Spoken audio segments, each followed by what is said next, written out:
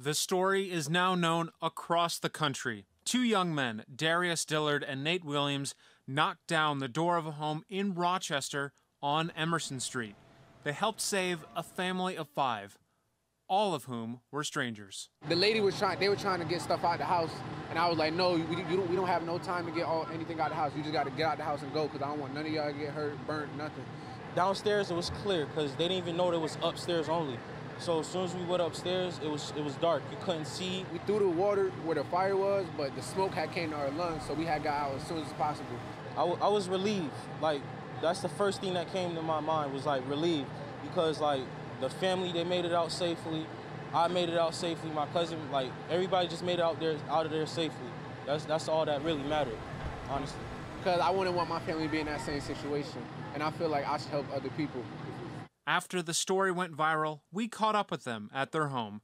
We also spoke to Williams' dad, who is also Dillard's uncle. Very humble, because I know, like, if you ain't hear about it, only one room was, like, really damaged. So, like, hopefully that family will be back in their home, like, comfortable and long past the situation. Plus, they, like, once again, they're safe.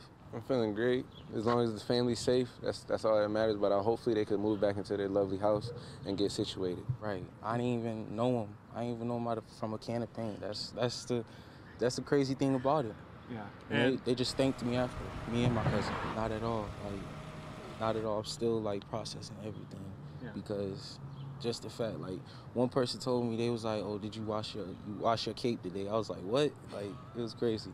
Same thing my cousin said. Oh, you're my hero. Thank you so much. We need this type of energy in Rochester. I appreciate all the love. I'm proud of him. That means that it's something that me and his mother is teaching them to be good men.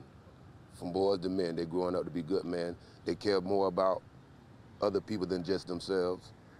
So I'm hoping they keep that going on. Rochester still got life. There's still some people here that love the city of Rochester. Even though all the turmoil goes on, there's still some people that's gonna fight for Rochester. Then, possibly the final chapter in this story. Mayor Lovely Warren recognized them in a city council meeting, declaring August 20th, Darius Dillard and Nate Williams Day.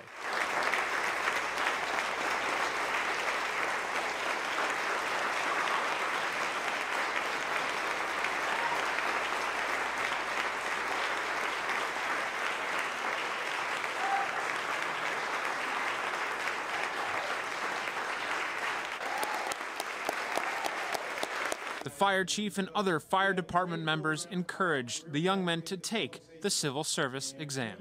Job well done. Please don't do it again. And sign up for our test. I'd love to see the two of them sign up and take our exam and do well. That's what most kids don't have. And that little incident helped them have opportunities. So now I can be a little at ease now, knowing that the doors are open for them to have opportunities. I would love them to do something more than a job, make it a career. There's nothing else I can ask. They like sports, but a career, something that's going to take them further than their dad is, I can't just lost words for it. I'll continue to, like, live up to what they're noticing me for. Like, I'm not gonna let the city down. And I'm gonna just keep living up to this day, and I'm gonna keep moving forward. And hopefully that family can get back into their house. We just regular kids growing up. We trying to make Rochester a better place to live. Who knows? Maybe we'll see these two pulling up in a police car or fire truck sometime soon. Dan Gross, News 8.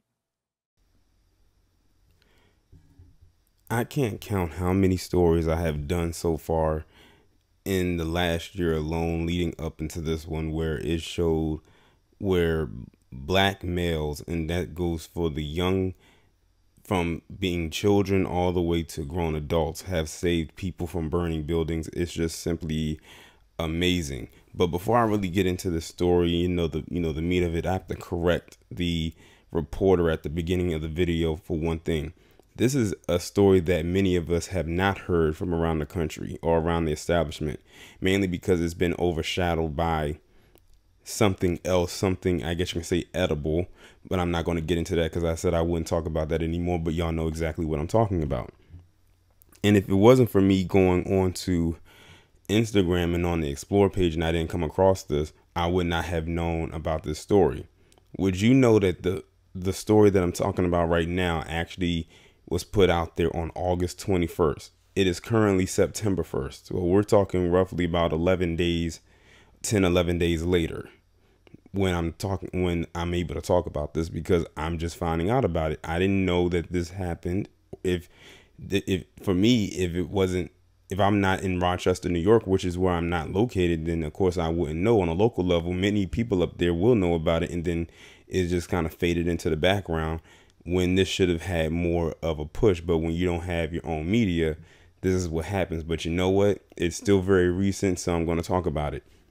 I have to give a shout out to these two boys who happen to both be cousins, Nate Williams and Dillard, for their bravery in which they did, in which they saved a family from their house that was burning. I swear, it seems to me that black men in particular must be natural firefighters, because every story that I've done so far with a black man being heroes lately involved them saving somebody from a burning building or a burning house. The last one I talked about was this guy who climbed a few stories, and I do mean a few stories, up a building in Philly to save his mother from burning up in her apartment, even though she was already out. But it's the fact that natural instincts kicked in and said that he needs to go save his mother. He climbed up and climbed down the same way without any gear.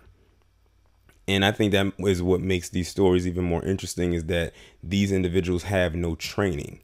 It's just natural instincts that happen to kick in to, for them to actually go and do what they feel is the right thing. And another thing I liked about this incident right here, or this news story, is that they talked to the father of one of the boys. And that's something that you rarely ever see. Not saying or overshadowing or saying anything against the mother, but it's rare that you ever see or hear anything from the father's point of view and everything like that. And I like that line when he says, we're teaching them, they're good boys, and we're teaching them how to grow into being great men.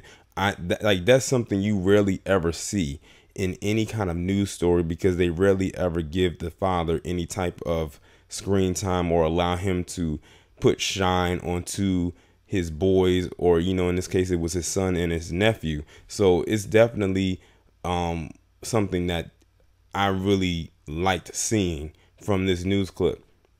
And shout out to the mayor of that of that area for honoring them and giving them their own day and acknowledging them amongst city council. They didn't have to do that, but I'm glad that they did. Like, this is just one of those feel-good stories that I love to speak on my channel every now and then, especially stories like these, because it doesn't get the push in the media attention that it deserves. This is why I really enjoy doing doing stuff like this. It's a reason why I enjoy talking about these type of stories, because they need to be talked about. They really do. And I thought it was interesting when one of the boys said, you need to go clean your cape. I can't remember exactly what he has said. And, a lot of people, when they're seen as heroes and everything like that, they don't see themselves as that. They'll get the title of it, but they don't see themselves as that, because they want to remain in a very humble space. They don't want to let it go to their head. Now, they were saying at the end how, maybe they can work in the fire department or the police department. I don't really know all about that. I mean, but that's really up to them at the end of the day, if that's what they decide to want to do. But I also like what the father was saying too, is that he wants them to go into having a very good career. He said it's fine if they want to be an entertainer or want to play pick up a ball and be a ball player. But he says them having a good career, he said that's more the path I feel that they need and what they deserve to have. And I like that he said that, because it's going against the stereotype that that's all we can do. So that's another reason why. And I think them putting the interviewing the dad definitely was, like I said, was one of the better parts of this video, besides the actual story itself of the boys saving this family from this house. They said all they want to do is make sure that the family was okay, and that hopefully they can move back into their home and be able to go on with their lives and they can go on with their lives. And of course, they will always remember that day. They will be remembered and helmed as heroes for that day. But y'all let me know what y'all think about this spectacular, miraculous story down in the comments, and I will talk to you in the next one.